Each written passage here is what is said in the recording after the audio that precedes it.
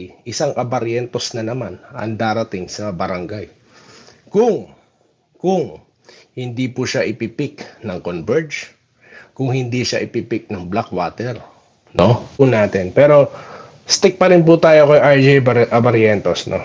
Stick pa rin po tayo diyan.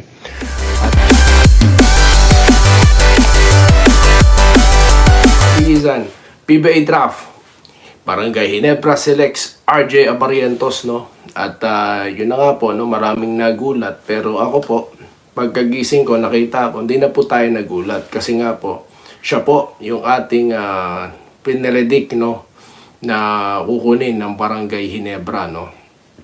At meron po tayo diyan sa nakaraang content, no? Sinabi ko po diyan na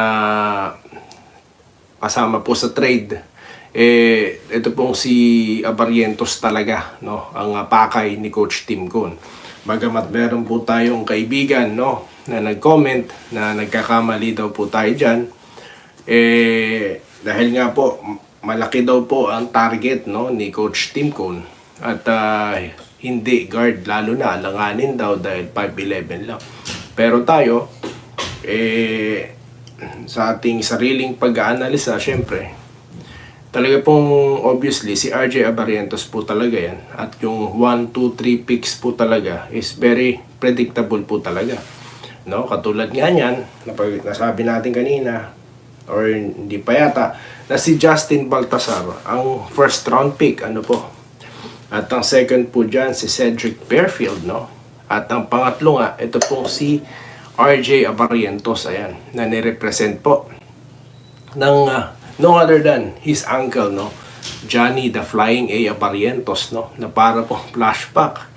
Bakit? Kasi po noong 1993 siya din po ay first round pick ng Alaska, no, third overall, di ba?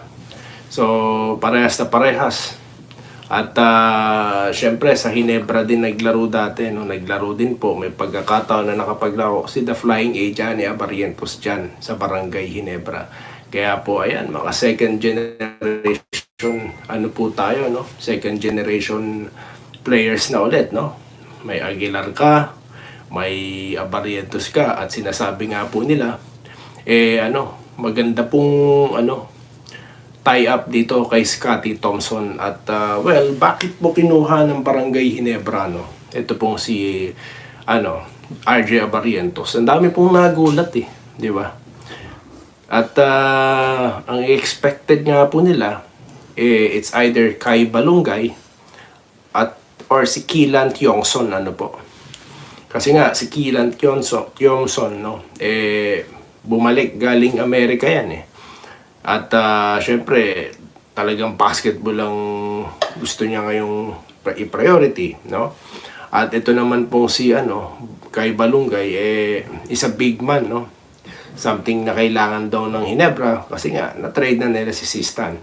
Pero tayo naisip po talaga natin kagad si RJ kasi nga si LA Tenorio po kumbaga soon magre-retire na rin po sila. Not very but expectedly, no? So, pinaghahandaan na po ng Ginebra yung transition, yung palitan, no? Kung sino yung unang, yung magtitimon ng play nila, no? Of course, triangle offense. Then at the same time, si Stanley Pringle na-transfer, na-trade na, di ba? Then, meron pa po tayo narinig na trade, no? Ewan natin kung mangyayari yan. So, yun po, no? Ang ating, dyan, naging pag-aanalisa kung bakit sa tingin ko ito pong si ang magiging draft pick ng Ginebra. Tuloy po tayo. Sunod naman po niyan ay si Kai Balungay na pinik naman po ng Phoenix, no, Fuel Masters. At ito naman po sa NLEX Road Warriors, ito po si Jonel Policarpio. At sa Rain or Shine, no, ito po si Coach Tim Cone na may second emotion na nag-react, no, dyan sa trade na nangyayari. Pinik naman niya po. Nakuha naman niya si Silan Thompson, siguro masaya na siya dito, no. At sa kinuha din nila via trade kasi yan, no, from Blackwater, nung trade po nila between Blackwater at ito po Talk and Text tropang giga, ano po. Rain or Shine selects Felix Lemeti. Magnolia Hotshots, Jerome Lastimosa. So Manila Clasico na naman ito, no? At ayun na nga, second generation players. Sa Magnolia, Jerome Lastimosa, Ginebra, RJ Abarientos. At ito po, yung Terepima Jeep, no? Nung nakuha nila sa Ginebra. Ito po, si Mark Nonoy, Meralco Bolts, CJ Cancino, Cancino, at sa Beerman naman si Avan Nava. So yan po ang first 10 picks ng ito pong katatapos lamang na PBA draft. So yan po ang ating aabangan pa at more updates po dito sa ating channels, of course sa Day Enrica at sa Doy TV Sports. At yun lamang po, at muli maraming salamat sa inyong panonood at magandang gabi, magandang araw po sa inyong lahat. Salamat po sa panonood. Subscribe na para sa mga susunod na basketball at boxing videos.